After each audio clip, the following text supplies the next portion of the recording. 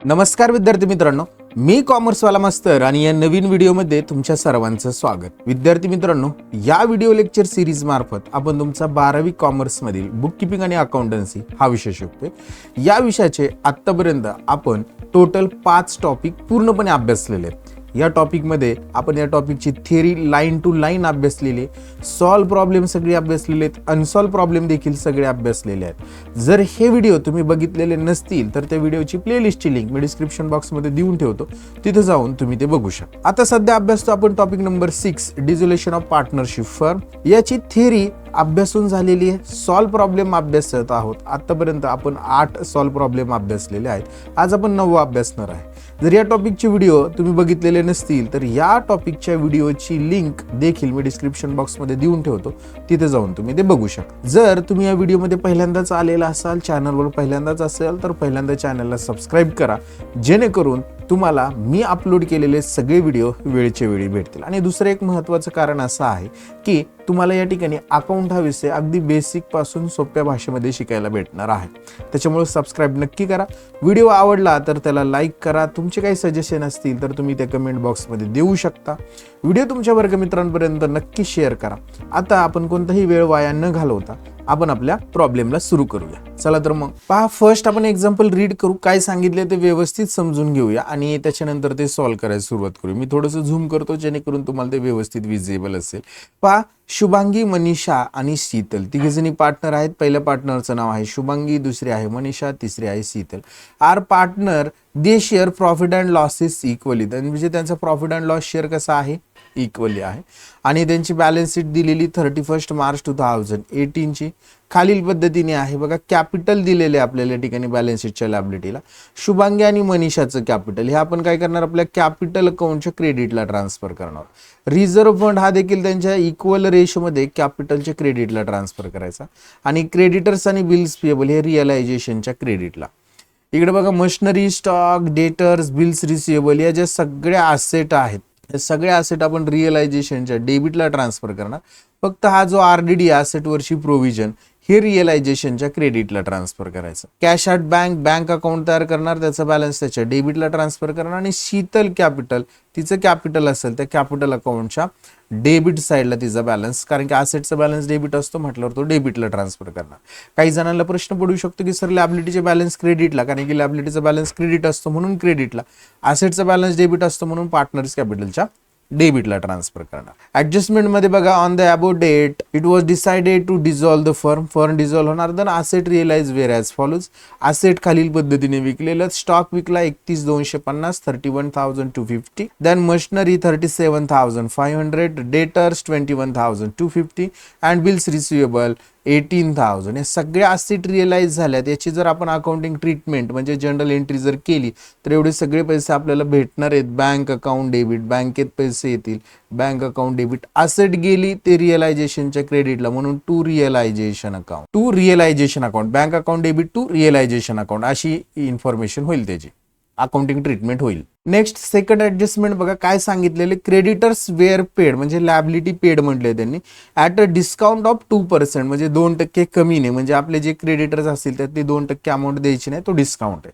And bills payable were paid in full, bills payable पूर्णपणे paid केलेत.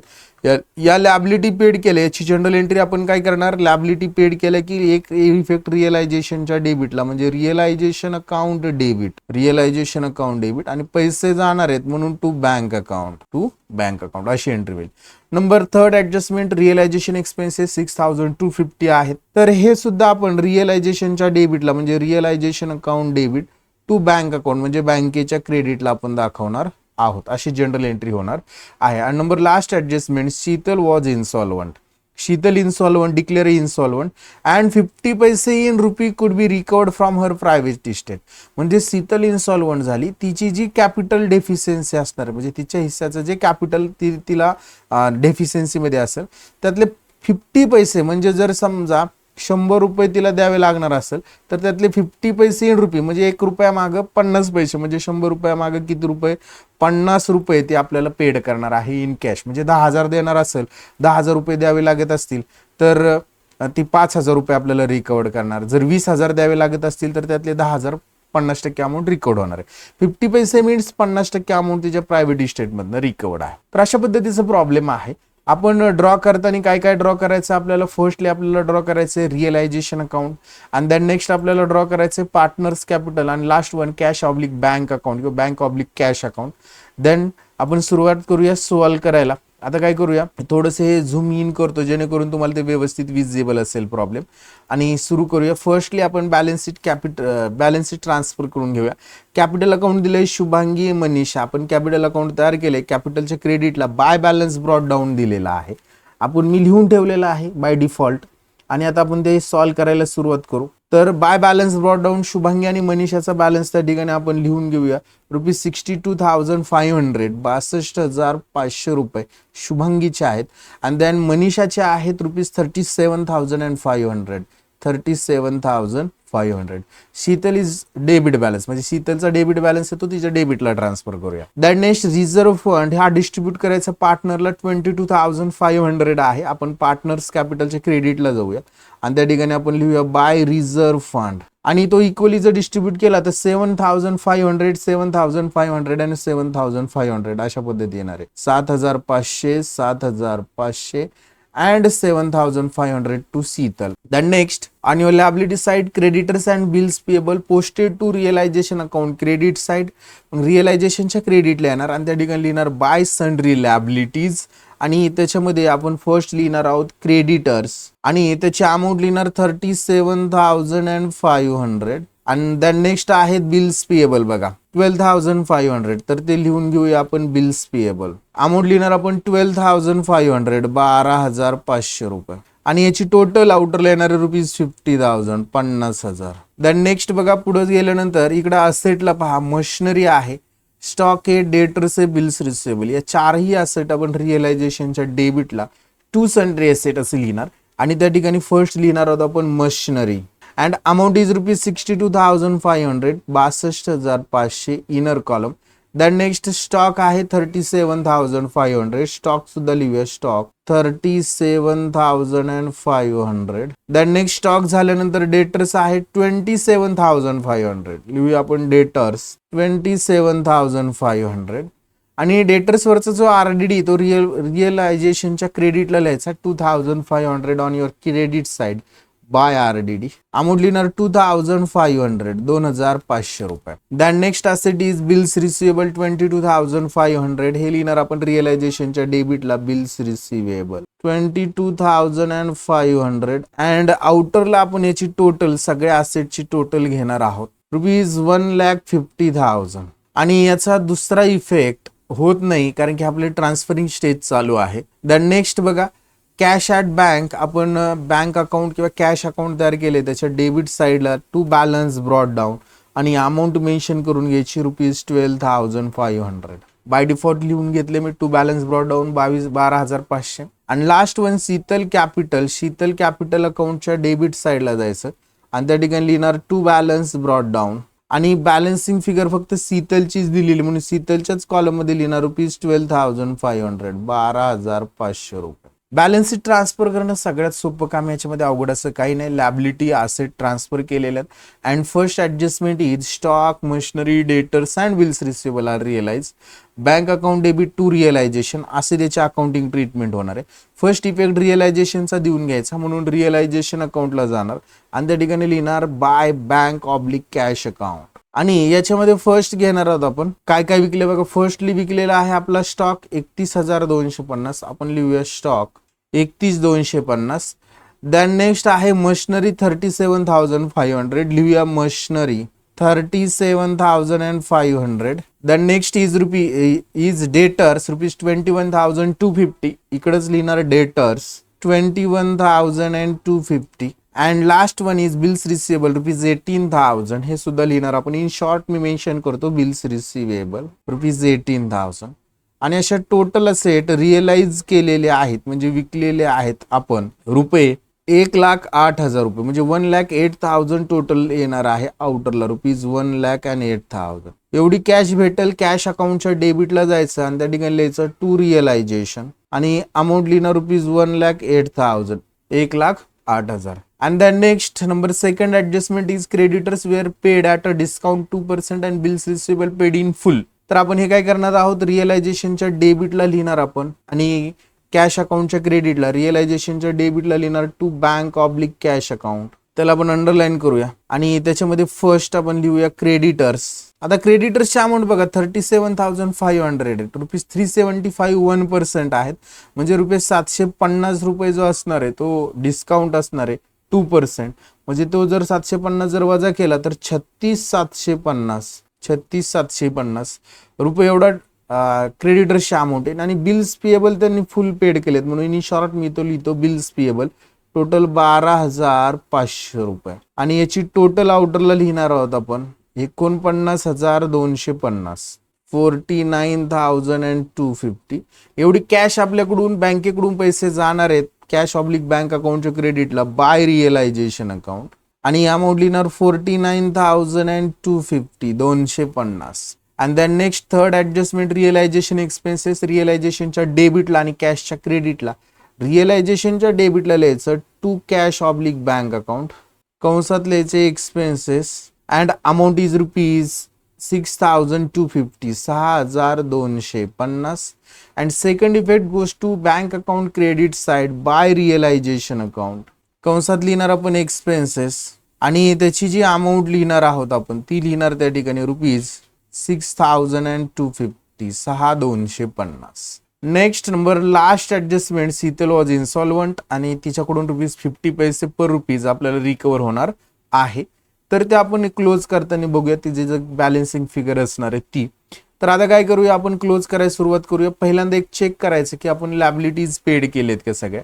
तर आपण क्रेडिटर्स आणि बिल्स पेएबल या थर्ड पार्टी लॅबिलिटीज पेड केलेल्या आहेत. त्याच्यामुळे आपण रिअलायझेशन अकाउंटची आता टोटल घेतली तर रिअलायझेशनची डेबिटची टोटल आहे रुपीज 2,05,500 2,05,500. तीच आपण लिहिणार क्रेडिटला 2,05,500. आणि त्याच्यामधून या क्रेडिटच्या अमाऊंट सगळ्या 50 2,500 आणि 1,08,000 जर वजा केले तर आपल्याला बॅलन्सिंग फिगर राहणार आहे रुपीज 45,000 45,000. आता हे लॉस आहे 1 2 3 आणि फोर्थ लाईनला लिहायचं बाय पार्टनर्स कॅपिटल अकाउंट. हा आपला रिअलायझेशन लॉस आहे. इंटू ब्रॅकेट मी लिहितो लॉस आणि त्याच्यामध्ये आपण पार्टनरची नावं लिहूया. फर्स्ट आहे शुभांगी 45 पैकी तिच्या हिस्सेला येतील 15,000 रुपये. त्याच्यानंतर आहे मनीषा मनीषाच्या हिस्सेला सुद्धा येणारे 15,000 रुपये. आणि देन नेक्स्ट आहे शीतल तिच्या हिस्सेला सुद्धा येणारे आपण रुपीज 15,000. आणि अशी टोटल आपण 45,000 आपण आउटरला दाखवणार.